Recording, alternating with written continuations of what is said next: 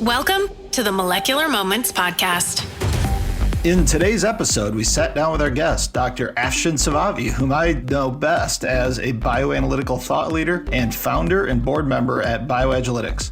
Afshin's a founder, consultant, board member, serial entrepreneur, investor, and councilman. He's a friend to everyone who's ever met him, and I don't know when I first came to know Afshin, but I certainly consider myself fortunate that I did. Today, we got to hear the story of BioAgilytix founding and even more importantly, his thoughts for the future of the company. I hope you'll enjoy our conversation as much as I did.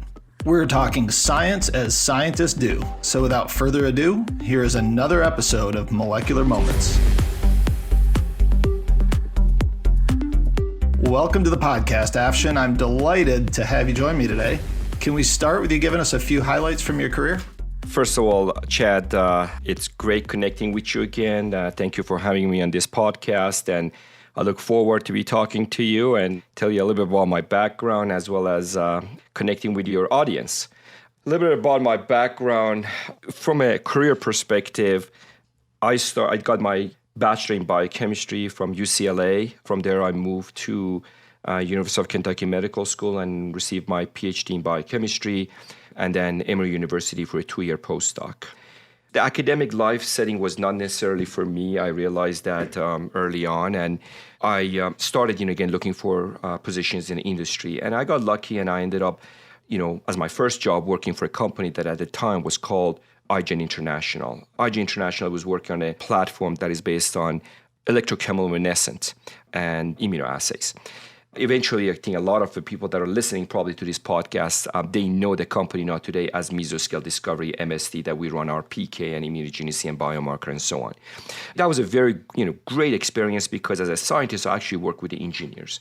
From there, I moved working for GSK, GlaxoSmithKline, and I stayed there for a short time, and I was working on various assay platforms. That's where I really got my hands wet on learning the different platforms, immunoassay platforms that were out there. But I realized actually that large pharmaceuticals are not necessarily my cup of tea. So I started working for a small startup company called Nobex, which we were in the business of pegylating peptides and hormones. And we work on oral insulin and calcitonin. After a few years being there, unfortunately, that was that's one, after phase 2B, we found out that the pegylated insulin was bioavailable in dogs, but not in humans. So that was in sort of the end of that company. And then I moved to a Bayer Biological, one of the units for Bayer that used the plasma-derived products.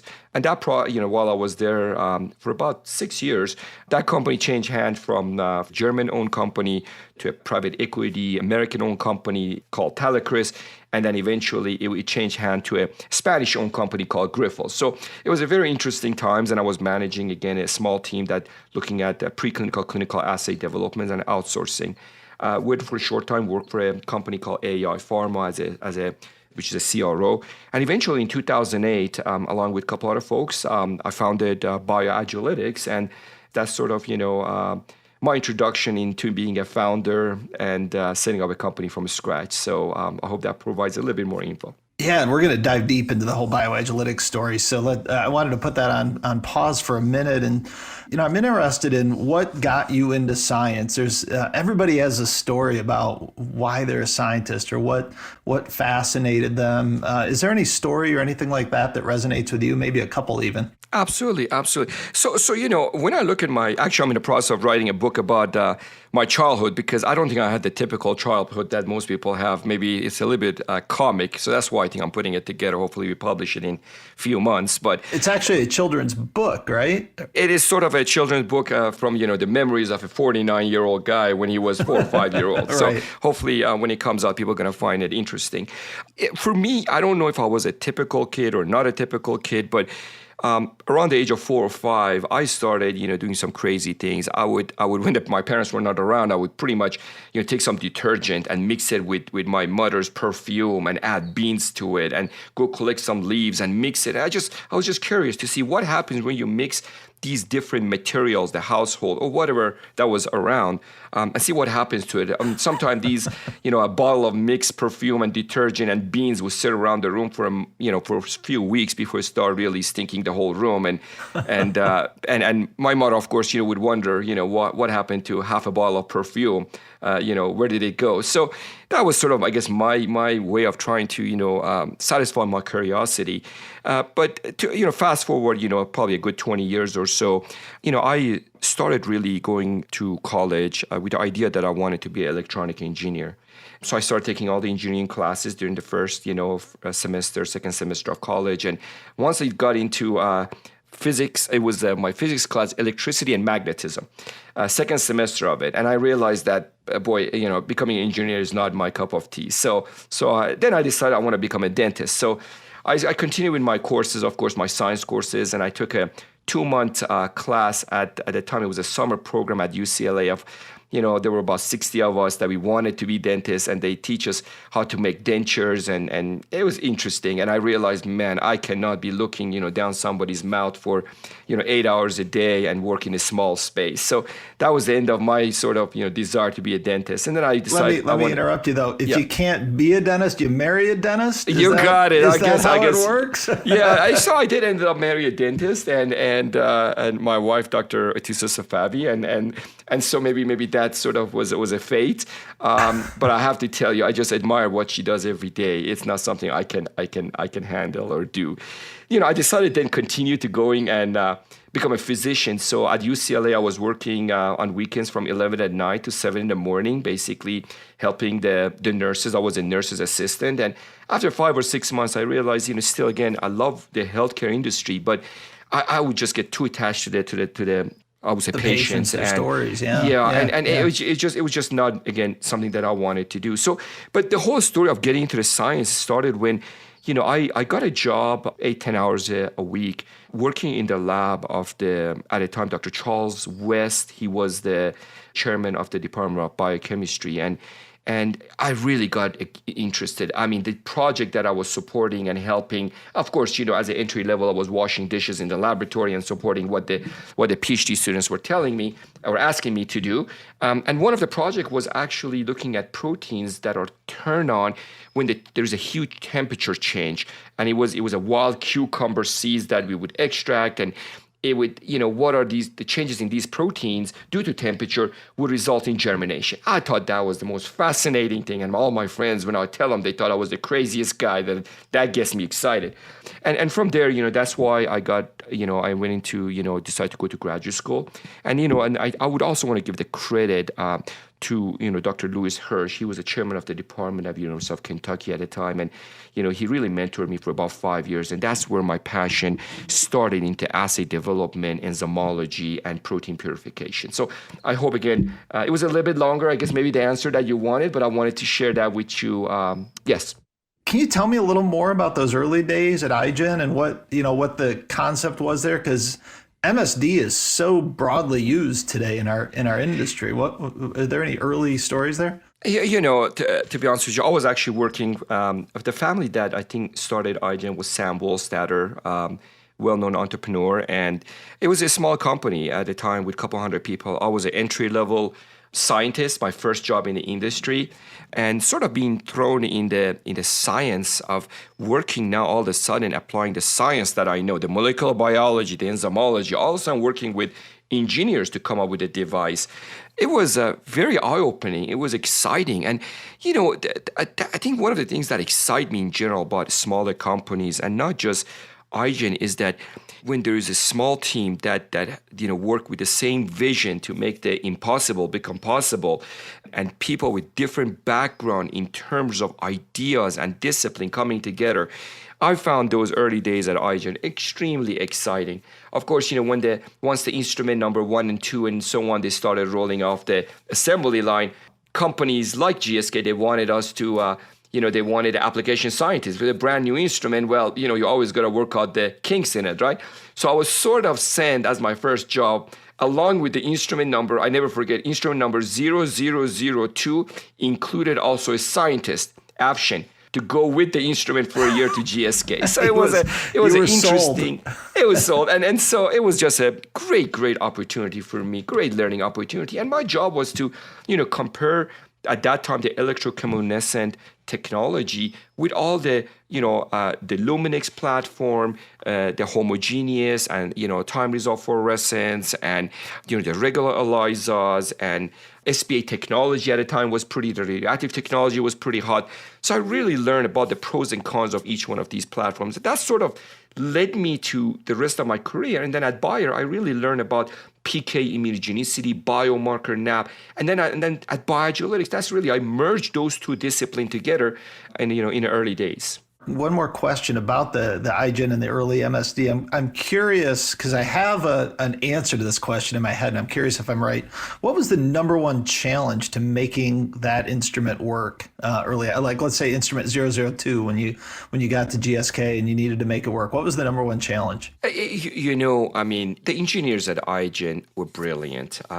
These were just such amazing people. They would right on the spot, they would come up with ideas as how to improve things. And as you know, with our first generation iGen instrument, that didn't pan out really well. And that's why, but eventually it ran into, MSDs and the Cobas from Roche and so on. So technology is very solid today. And I think, what jumps at me, when there was a problem, like the beads are clustered in one part of the surface, when the beads were not uniform, when all of a sudden, and the solutions that we throw out there, the solutions were usually not the ones that were just really crazy solutions. It was like the simple one.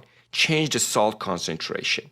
Move from this buffer molarity to this level of molarity. And I think I've always, that sort of discipline, I've carried it on, because when I actually today, it doesn't matter if it's a business solution that I need to come up with or if it's a scientific solution, I always try to, before I make things more complicated and come up with a complicated solution, I always want to go back and ask the fundamentals. And the easy one, are we sure about these fundamental solutions before we make the world more complicated for ourselves? Occam's razor, right? Look for the simplest solution first. Exactly. Yeah. I thought you were going to say reagents. That was what I had in my head. Well, the salt and buffer are reagents. They are. They absolutely are. Yeah. So, Afshin, I do really want to dive in deep on the history with BioAgilytix. And so you were at AAI, and things were maybe a little tumultuous with AAI at the time. I remember kind of following them in the news, but then all of a sudden you say, hey, I think I'm going to start my own company. So tell me, what got you going there? Great question. And by the way, and I'm involved with several different companies, but BioAgilytix is something so close to my heart. I love this company. I love the people that work in it. And I think the culture there is, and we're going to talk about that probably some more, but that's a company that is just, every time I hear the name, it puts a smile on my face. The story around BioAgilytix, starts when I was at Bayer, I would manage a small team of preclinical, clinical assay development. Of course, being in a pharma or a biotech, you outsource a lot of that work. And at a time, I was outsourcing several companies to some of the small, medium, and large CROs, both preclinical and clinical. And the one thing that really I noticed was that this outsourcing business was a hit and miss process. There was a lack of consistency. If you got lucky and you got a good team for a particular project in a CRO, you were golden. But it didn't mean that the same team was assigned to the same project, and it didn't mean that the same person you were talking over the phone would end up working on your project. So it was really hit and miss process. And over several years of outsourcing, I started thinking about this. That look, there gotta be a better way to come up with a CRO model. And maybe it was more of a sort of a utopian, desire to say we really can come up with a really ideal CRO. And the ideal CRO in my head was there's no reason that an employee. I wanted the employee that comes into the CRO comes with a smile and motivated, that they know that I love going there and doing the projects. At the same time, they provide quality work, quality science, and that in return would result in returning and happy clients. And if at the time I was thinking, if I can set up a system, a process that can be a cyclical process, the company can grow. And to be honest with you, at the time I thought, well, if I start a CRO like this, I grow it to probably about 50 to 100 people and maintain it. Not in my wildest dream, I thought that I'm gonna eventually come up with a company that has several hundred employees in several in a couple continents and so on. So that was the whole idea of where BioAgilytix started brewing in my head. And the key is then in 2008 when we started BioAgilytix, the timing was maybe a little bit interesting. 2008, if you guys remember, it was bad time. The banks basically would not give you any loan. It was the pharma biotech start laying off their scientists. I'm talking about top-notch scientists left and right. It was just not a pretty time. And at that time, I was actually part of the CED, Council for Entrepreneur Development program. At the afternoon, I was taking classes. And I had some mentors, and these mentors were the ex-CEOs and the CFOs of some of the companies that they exited. And so it was very interesting. Eventually, I partnered with one of the instructors there. There was another scientist, Matt Langevin, that had been with me for several years in several different companies, and we started BioAgilytix with maxing credit card, home equity, 401k. We somehow came up with about $250K, and we started actually renting a U-Haul. And as these pharmas were basically closing their doors or not closing their door, they were basically downsizing. I would go in there, and I would pick up these instruments. We would pick up these instruments, and for a small amount, 5 cents or 10 cents on the dollar. And we started actually putting these in a storage and then we started looking for a building, and that's how BioAgilytix came to exist. And it was really, but here's the thing, at the end of it, the reason, and we can talk about this some more, the reason BioAgilytix has been so successful, because from day one, the culture that we put in there and the caliber of the people we brought to BioAgilytix really set the foundation and the pillars for what BioAgilytix today and will continue to be, a successful CRO because of those early days. So I got to ask, how'd you come up with the name BioAgilytix? Was that you? Was that Matt? Somebody else? It was a collective process, and we actually started writing some names down, and I mean some crazy name. I actually printed some cards. I looked at them. I found them a few days ago. It was called BioMarcum, because we thought it was a biology and Marcum is a biomarker. So BioMarcum. We came up with some crazy logos and names initially. But the reason we really liked BioAgilytix, because we thought it sort of describes what we do. It's a biology, agility, and analytics. Biology part is easy because we actually are in the business of supporting human and animal health. So that involves biology. Analytics, we're biological laboratories. We do PK, immunogenicity, biomarker, NAB, and so that's the analytics. The agility is the part, it was pretty close to my heart, because what I found when I was outsourcing, in my previous life is that a lot of CROs would sign a contract, and then it's like they would sit on it, or it was like almost like a plumber, right? You sign 10 contracts, you work on each one for a day, and that was something that I really did not like. And I wanted to change that. So I put that agility in there because I think it is important when you sign a contract. Now, the contract may start 3 or 4 months later when you actually put the team. But then this team got to work with a sense of urgency on the project. And that's why this agility doesn't mean just do it quickly. It means work with a sense of urgency, attention to detail, but deliver the project in a timely fashion. So that's how the name BioAgilytix came to exist. And by the way, I have to tell you, I think it's still for some of the clients, it is a little bit hard to pronounce it. But once you start, using BioAgilytix as a CRO, or you work for BioAgilytix, after a few months, I think you get used to the name. Yeah, absolutely. Well, the meaning behind it means a lot. And actually, we at a sales meeting last year, we were playing this game, and one of the questions I had was the BD team had to spell BioAgilytix as fast as they could, and then they got points based on who wrote it correctly the fastest. So, yeah, exactly. But exactly. But it's also it's a great marketing name though, because it's really easy to remember, right? It sticks in your mind. So I think we'll hit 600 employees this month, I think is what we heard, and 3 locations, over 100,000 square feet of space, growing even more. We'll have multiple additional locations this year. But give me a picture of what it looked like in 2009. I don't even know. I haven't heard all the stories with COVID and whatnot. It's hard to have these conversations. I don't even know if it was in the same spot or somewhere else. Tell me about that. No, it's actually as you were reading again where we are today, BioAgilytix, with a number of employees, it really brought a smile to my face. And the reason for that is we started mid-year in 2008, not knowing, with all the layoffs, all the project craziness that was going on. The pharmas were really sort of pretty tight with their budget because they didn't know what was about to come for them. So there was a lot of unknowns. We actually found this space, where BioAgilytix today, in North Carolina, in RTP. We found a space that we could sublease for, it was a 7,000 square foot. And I never forget the first day I went in there. There are 3 of us, there are all these rooms, 7,000 square foot. And we're like, oh my God, what did we do here? It's all this open space. Of course, the funny part is a few years after that, with 50 people in the building, we were on top of each other. We couldn't wait until we expand the building. So, but in 2000, I would say, during the first 12 months, really exciting time. But within the first month, we started actually signing relatively large contracts with the pharmas, and the initial work was mostly biomarker work and cell-based assay related work, and then eventually obviously PK immunogenicity picked up, which probably we do more PK immunogenicity today.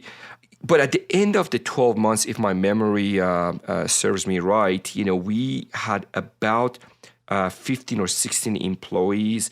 We had 7 customers, but these 7 customers become very loyal customers early on. In particular, 2 of them, really helped us, get a good number of projects into the lab. And, with 16 people, and I could not believe, when at the end of probably about 12 months or 18 months or so, we looked at our books and we saw that we have actually managed to bring in about $2 million of revenue. And we all looked at each other, and it was more than just the funding and having the door open.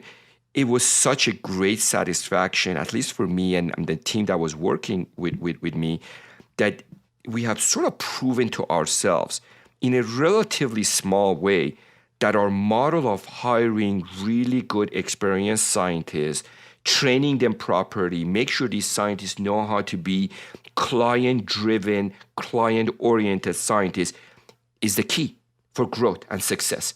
And it was as simple as that. And that was really planting the seed properly with the right culture, with the right people early on. Yeah, well, you talked about the culture, and that's so important. And I think that's something we still talk about today.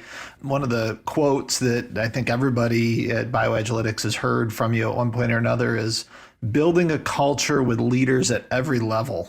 What does that mean to you, and why is that such an important statement to you? Absolutely.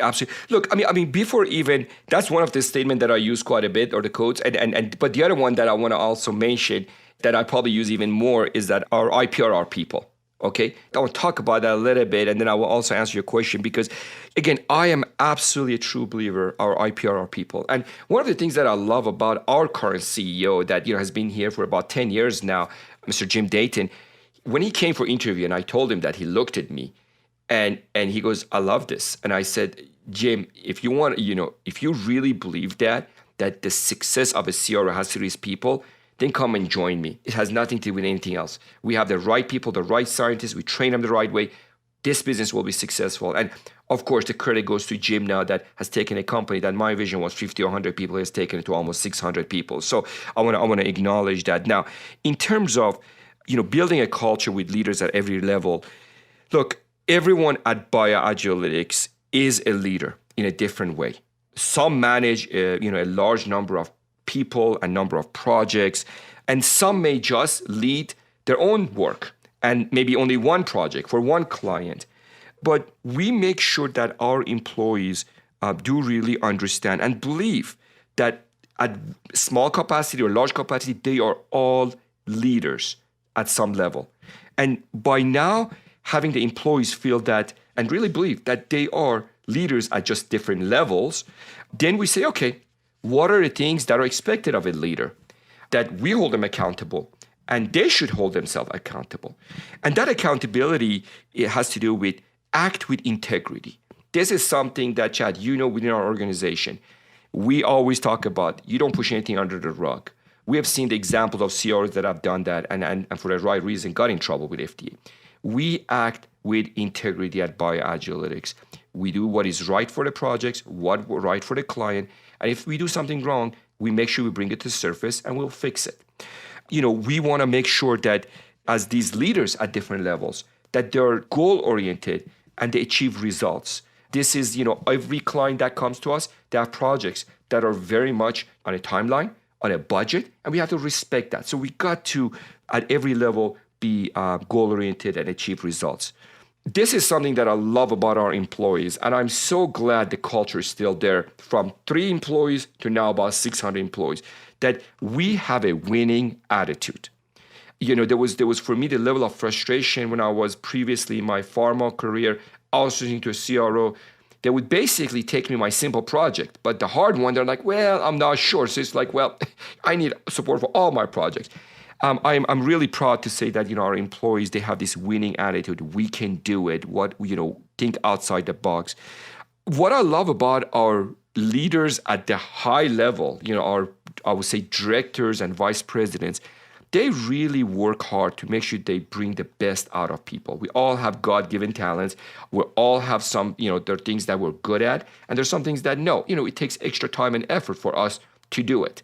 And so the management team, they are absolutely, the way they lead and they act as leaders to bring the best out of our people is something that I love seeing every day. The other part here is that it's very important. I think as leader, you always want to go ahead and make sure that you train yourself, always seek to learn more, and you also want to train those, that report to you. And it's only through that process that the entire team grows together. And I would say, I left maybe the best or the most important thing for the last to mention is that I like to believe that our leaders and our organization today, what they're good at is they learn from their mistakes.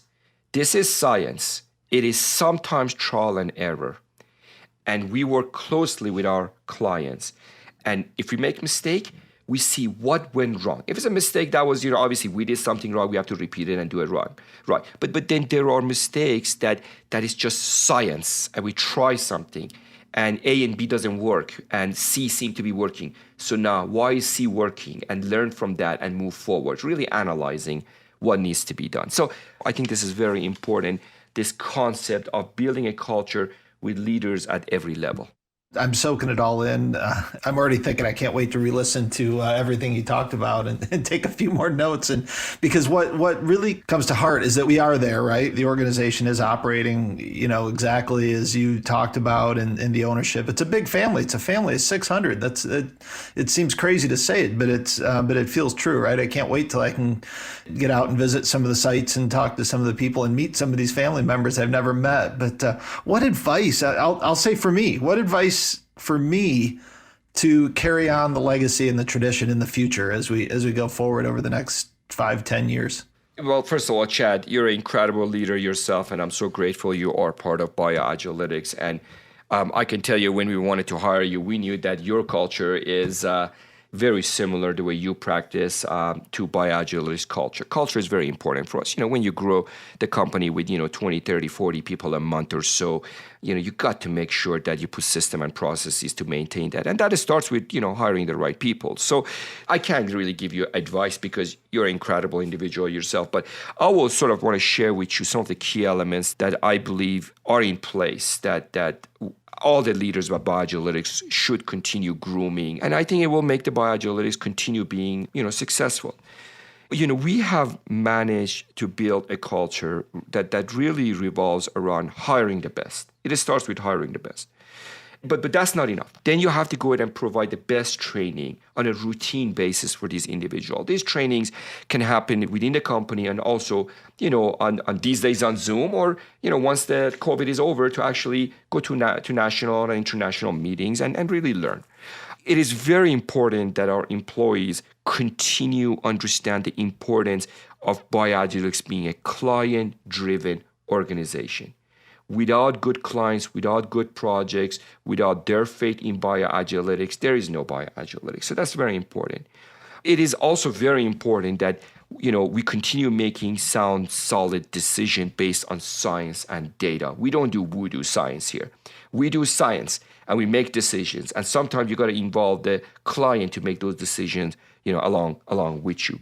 One of the key factors, I don't think I've ever been in any organization that you have such a big group now and we still work as a team.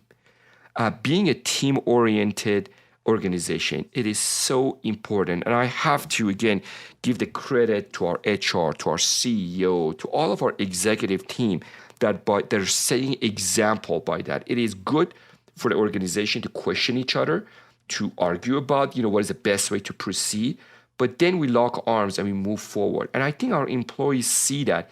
And by seeing that, they're going to mimic, obviously, at their level, at a smaller, in the laboratory, smaller team.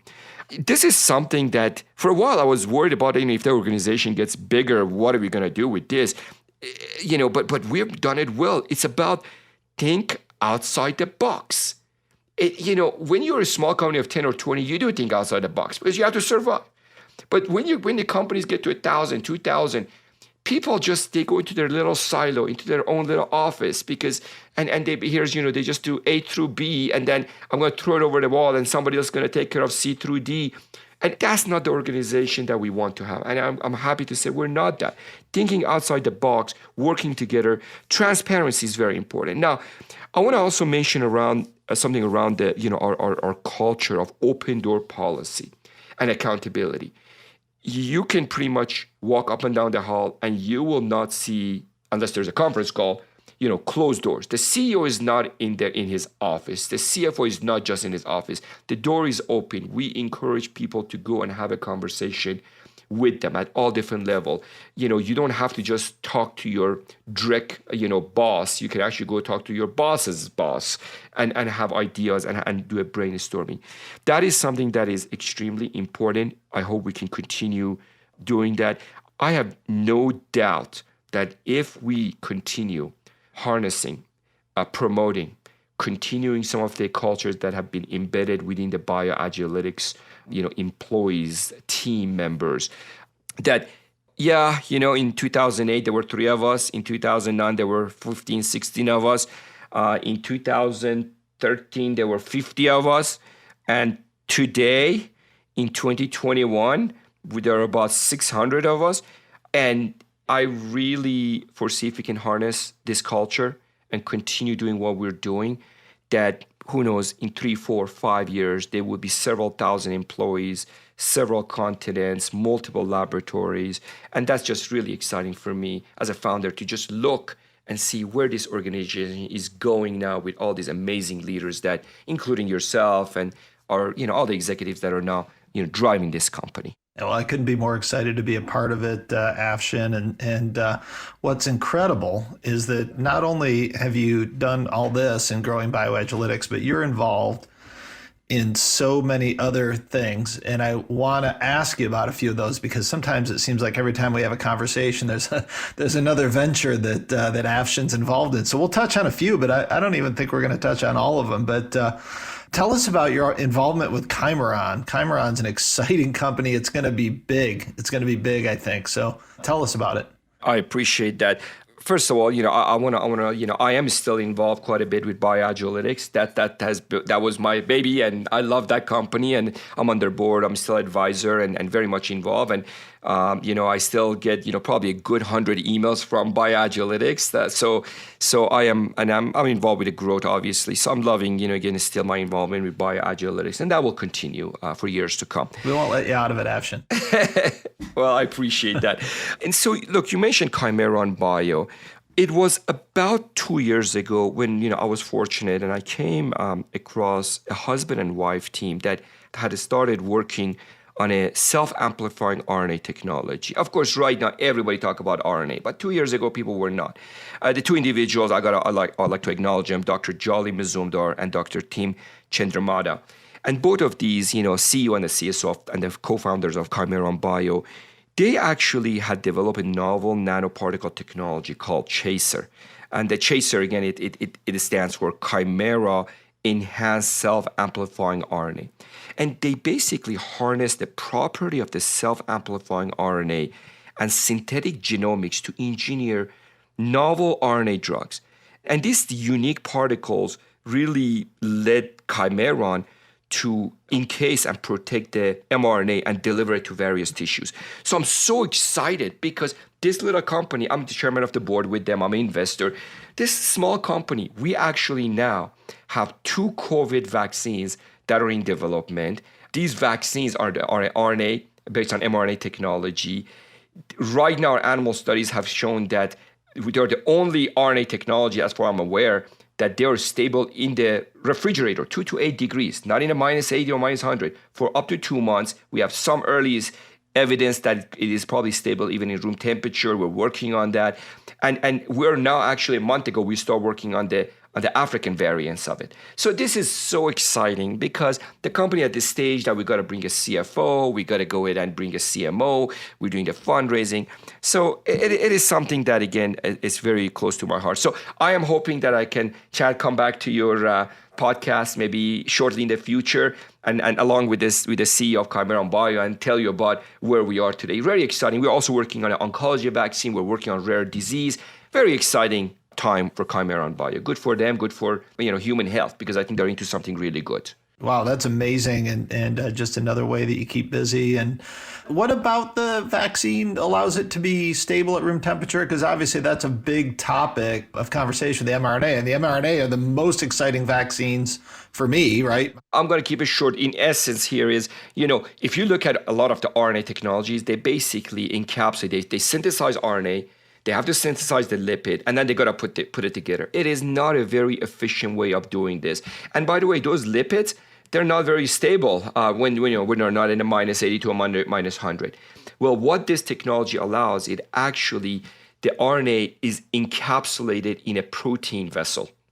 And it's one simple construct that you transfect the cells with a double-stranded DNA. This double-stranded DNA basically codes for the self-amplifying region for the RNA of interest, which in this case, the S protein for the COVID, and then also for the glycoprotein that codes the entire RNA, right? So, and so it is incredible that you basically transfect the cells, mammalian cells, and then the mammalian cells are actually making these vesicles with the mRNA in it, with the self-amplification that is already embedded in there, spits it out in the media, and you do purification, and you're ready to go. And because of that, not dealing with protecting the RNA with the lipid particle, that is something that is, and I'm excited. Actually, one of the first 3 or 4 founders of Moderna and their chief scientific officer, ex-chief scientific officer, joined us a couple of months ago as an advisor. So we're just, this company I'm really excited about. It reminds me actually, by the way, of BioAgilytix early days, except one is a CRO, one is a biotech. That's really, really exciting, actually. And I love it. I love to see the evolution of the science, right? So in one way, Chimeron is coming behind, right? So you can feel like, where were they with the vaccine? But they're stepping up the game, right? And that's COVID is not going to go away. We all wish it would, but it's not going to go away for a long, long time, I don't think. And so we're going to need new and more effective vaccines. There is a connection here, companies like, Chimeron Bio and companies like Chimeron Bio cannot go to where they need to go without companies like BioAgilytix because, obviously all the safety talks, the preclinical, clinical studies that need to be done. So it's all at the end of it. It's all, we're one big happy family, right? That we all got to support each other for human health. Without a doubt. So another thing, I love dogs. I've got 2 of them at my feet right now. I'm hoping they don't start barking, but maybe they'll get excited when we talk about Canine BioAgilytix. But that's another company focused on Canine BioAgilytix, focused on canine oncology treatments and diets, right?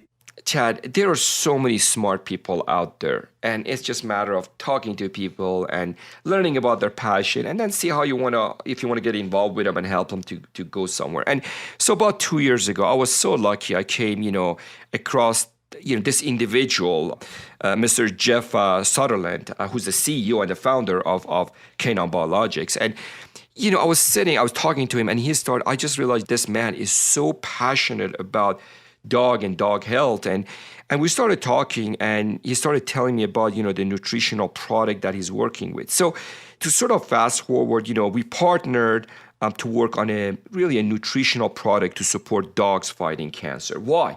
There are over 10 million dogs that in US alone end up with cancer. And they usually can live maybe about 8 months, 9 months, maybe a year. But during this time, there's no reason for the dog to suffer, to just be sitting there.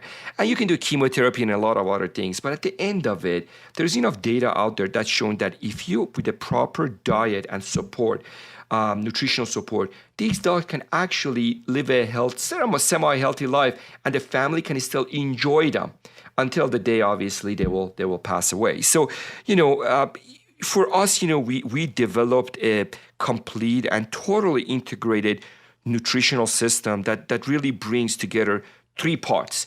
One is food, obviously the salmon oil, and really a unique supplement mix that is sort of comprised of plant extracts, amino acids, vitamins, minerals that are really selected. We just didn't put this whole gamish together. It's actually they're selected based on scientific data and positive impacts on dogs' digestive immune system. Again, I never had a dog until I still don't, but I have to tell you, now that I talk about dogs, I get as passionate as I talk about human health, because I am surrounded at Canine Biologics with people that really do care about these dogs that are suffering. And there's so many great stories. We have had people come knock on our door. My dog is dying. What can you do? And I'm like, well, the product is, this was about a year ago. The product is not ready. Or like, can you please do a mix for me? And we have some great stories that have been in the media. Wow, that's amazing. And another venture that you're so full of stories and involvement. Gander. So what is Gander? Oh yeah, so gander, of course, the name probably sort of describes it. Gander are those geese that are sort of very territorial, and they sort of look to see what's around. Well, this is really cool. I ended up about, I don't know, maybe half a year ago, 6-7 months ago, I came across a founder and a sort of board member that I start talking to him about this idea that they have come up with a system that really connects AI face recognition, and they connect that to HR and payroll. And I was thinking, wow, that's pretty amazing, because you know who's coming, who's going. You sort of automatically can calculate payroll if they're taking their break. There's so many factors that come into play. There's so many things that solutions that this or for so many different industries that this technology can provide solutions. And they were in the beta testing, and I started actually looking at the beta testing that they were doing, and I got really excited, interested. Lam Wu is the founder there, and Rob Yan is one of the people that the board members, and we started talking, and the next thing you know, I'm involved with this company as an investor, as a board member. It's a $33 billion industry that doesn't have a solid solution. So I am so excited. Not in any way, form, or shape am I a fintech guy. I'm a biotech guy, but I think some of my business background around how to set up a company, around the marketing, comes into play. So I am glad to be part of their team, and I really think that over the next, of course, we were like, for example, 2 days ago, we were talking about starting our website, right, to design it. So this is really a seed stage, early stage. The difference is that they already have a product, which is in beta testing. So it's a little bit of a reverse of, you set up the website first. So I'm really excited, again, working with them. Yeah, that's cool. And a few years ago, and I don't know exactly how far back, you moved out to Colorado, and we sort of share we're the Colorado office of BioAgilytix, I guess you could say, right? So I have a place out there too, as you know, and you're in Cherry Hills Village. I'm curious both what drew you out to Colorado, and now you're a councilman at Cherry Hills Village. There's a story in there. Would you mind sharing that with us? Absolutely. First of all, I got to tell you, I've lived, in different parts of U.S. For the past good probably 30 plus years, 40 years or so. And so, in Southern California, in Kentucky, in Georgia, in Maryland, in North Carolina, of course, now I call Colorado home. And part of it is, my family loves skiing. So, I think I had no choice other than moving here. But, I reside in Cherry Hills Village, and small community of about 6,000, people, just probably 10 minutes, 15 minutes drive to downtown Denver, small community. And about a little over 2 years ago, I decided to run as a councilman for my district. And, that's actually the funny part. It was a close race. And with over 90% of the voters turning out, I managed to win by 59 individual votes. So that tells you next time when somebody tells you every vote counts, well, in my case, it did count. 49 individual votes was the difference. The reason I got involved with the city and the council, because this is my way of giving back to the community. And I actually believe being a scientist has helped me, in making sound and data-driven decision for the city. So you're going to probably see me, we have a council meeting every 2 weeks or so, and that lasts for several hours. And probably if you look at the meeting minutes, I probably talk the least, between all the councilmen, because I just don't go through. As a scientist, I am trained, we just go, here's 1, 2, 3, here's the data, here are the facts, here's what we do not know, what are the 3 solutions, what are the pros and cons, and let's go with it, right? So I'm trying to apply that to the government, and sometimes, it works, and sometimes, it doesn't necessarily work. But it's something different that I'm involved. I'm very much enjoying it. Any future additional political plans in your future? Well, Chad, let's see how this goes with the council. Right. And then, to be honest with you, I love just working on different projects with different people in a team-oriented atmosphere. Where this will go with any one of these endeavors, who knows? I'm open to it. I love what I do. I love the people I work with.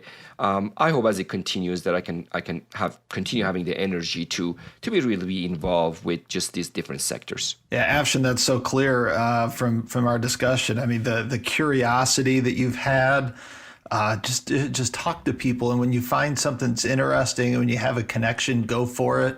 And if you keep those relationships real and personal, clearly, it leads to success, right? If you're having fun and you're doing smart things, you're making smart choices, and you're having fun, I think you're going to have some measure of success in anything you do. I mean, there's some great lessons in there.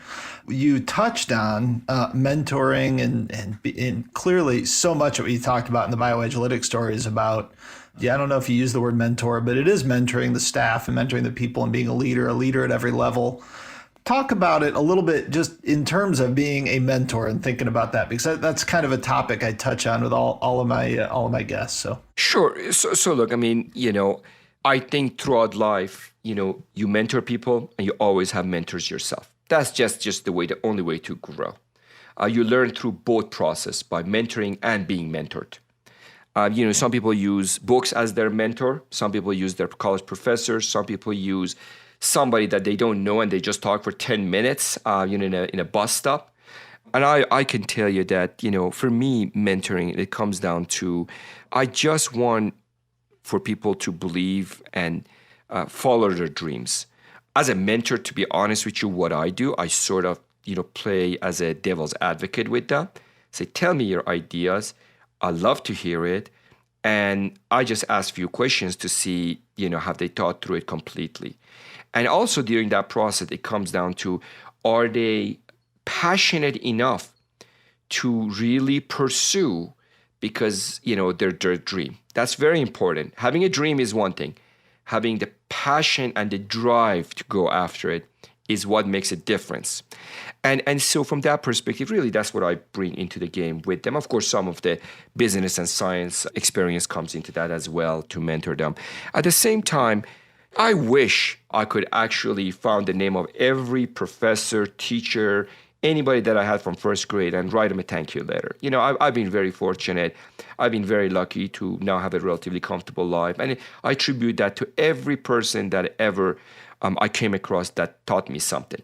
from first grade all the way through, UC high school, UCLA, and all the universities, everything that I've gone through, and even the CEOs, the vice president, other people that I worked with. You always learn from other people's, you learn what to do or what not to do, right? But I do want to acknowledge that aside from the business and the science, I would say, my father, really the credit, I want to give him the credit that from a mentorship perspective, he taught me how to live right. And that was his message to his three sons. So I've always, throughout my life, I tried to, whatever company I work with, I've always tried to stay ethical, live right. Have I always been able to do that and be 100% on that? Probably not. As a human, I've also made mistakes, but this is the thing that I've always strived for, to be ethical and live right and make sure you treat people the way you like to be treated, which is pretty much the common theme in all the religions, right? So with that, I think we all are mentors and being mentored at the same time.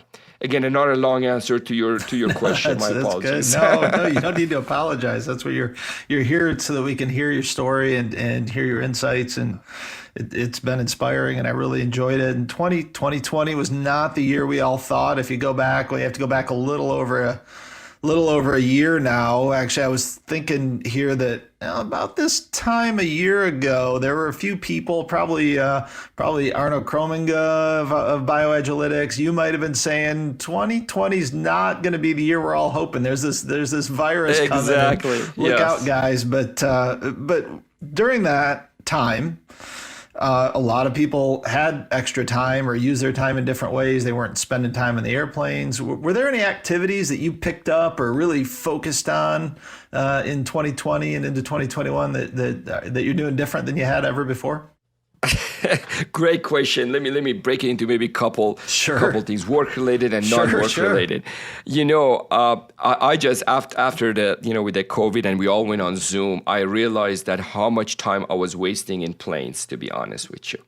The level of conversation and everything else that I have with clients or other people is still the same. And in fact, I've been more efficient with my time, and now I've actually got involved with more companies. Compared to if I was going to be in the plane. So that's one thing. I'm just loving sitting 8 hours behind my, 8-10 hours a day behind my, on these Zoom calls and just talk to so many interesting people. So that from work perspective, I can tell you I'm busier even than before and more productive probably. But I have picked up two hobbies, in a socially distanced fashion to be safe. One is actually hot yoga. I am addicted to hot yoga now. That's great. And I know it's people who know me, they're like, how can you stay still and actually, meditate in a hot room? And I'm loving it. Maybe that's what was missing from my life. And the second part is I picked up snowboarding a couple of years ago. Of course, I'm not the best snowboarder. I still go on green and sometimes attempt blue runs, but I am just loving it. And I just wish I had picked up both of those earlier in life. The only thing I want to leave you by, in case if you're skiing in Breckenridge and you see some guy, is like having the most dramatic fall, 360s and wearing a neon green pants and all over the, falling head first, that's me. So that's me. Just come and help me get up. Were you ever a skier? Were you a skier converted to snowboarding, or did you just go right into snowboarding? Yeah, I was a skier with a bad knee, so that's why I've converted. But I'm telling you, actually, I'm going to go to Breckenridge this weekend and spend a day there. And again, my only goal is just when I'm going down, not to hurt other people or hurt myself. That's pretty much my mission as I go down the hill. I'll be out there in a couple of weeks. I can't wait. I need to get back to the slopes. So. Afshin, I got to ask you one other thing. So you mentioned two new hobbies you picked up recently, but I believe you also have become a rapper. And I would love it if you would rap for us today. Oh, my God, Chad, you are putting me on a spot. It was funny. One of the head of our BD a couple of years ago, Beth Hines, actually made me a T-shirt that it says "Little Af." So I guess they say, well, Little Af. So, but now let me see what I can come up with. I'm come up with one now. Okay, so are you ready, Chad? I'm ready. I think. Let's do it.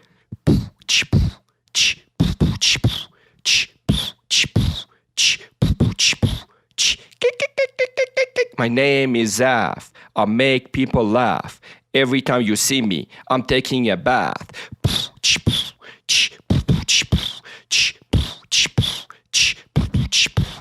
One day I was standing book in hand when I saw Afshin, the biking man. He's lean, he's mean, he's a bike on his machine. He's the craziest doctor I've ever seen.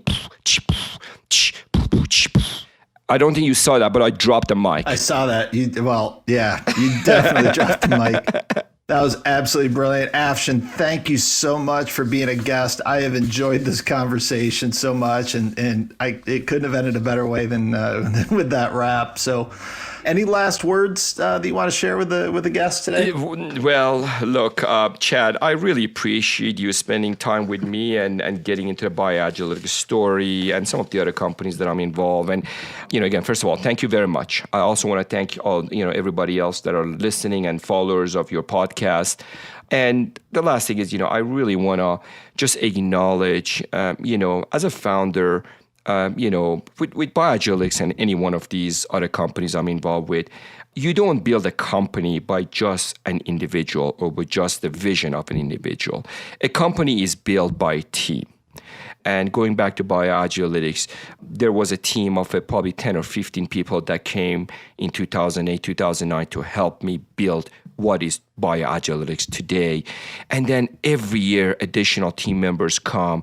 When Jim Dayton came as a CEO, we had 50 people. Then we had Mark Better, our HR. We had our CFO. We had Nick, our Marasco, our chief commercial officer. And again, more and more people, and yourself, you guys join in. And it really does take, I know it's a cliche, it does take a village. It does take a team to build a company. And I'm proud to be part of BioAgilytix today. And again, I wish everybody the best. And thank you again for your time and for allowing me to talk to you and your audience. Afshin, thanks so much. That's another mic drop moment. And that is all for this episode. If you enjoyed today's episode, please be sure to subscribe on Apple Podcasts, Spotify, or your favorite podcast app so you never miss a conversation. If you'd like to hang out with us, BioAgilytix, outside of the podcast, we have many webinars and other presentations available for your enjoyment and education. Visit bioagilytix.com to see what's coming up and how you can stay in touch. And don't forget to keep an eye out for more episodes of Molecular Moments coming soon. We're looking forward to some additional great guests. We'll have world-renowned experts talking about rare diseases, diversity in the pharmaceutical industry, new and exciting technologies, and a conversation with a patient who's benefited from the recent tremendous developments in our industry. Molecular Moments would not be possible without the support of our sponsor, BioAgilytix Labs. BioAgilytix is a global contract research organization specializing in large molecule bioanalysis. Based in Durham, North Carolina, with labs in Hamburg, Germany, and Boston, Massachusetts, BioAgilytix provides high-quality bioanalytical services to leading pharma and biotech companies around the world. They offer assay development, validation, and sample analysis under non-GLP, GLP, and GCP, as well as GMP quality control testing. If you're looking to work with a team of highly experienced scientific and QA professionals through all phases of clinical development, look no further than BioAgilytix. For more information or to speak with their scientists today, visit their website at www.bioagilytix.com. Thanks for listening to the Molecular Moments podcast.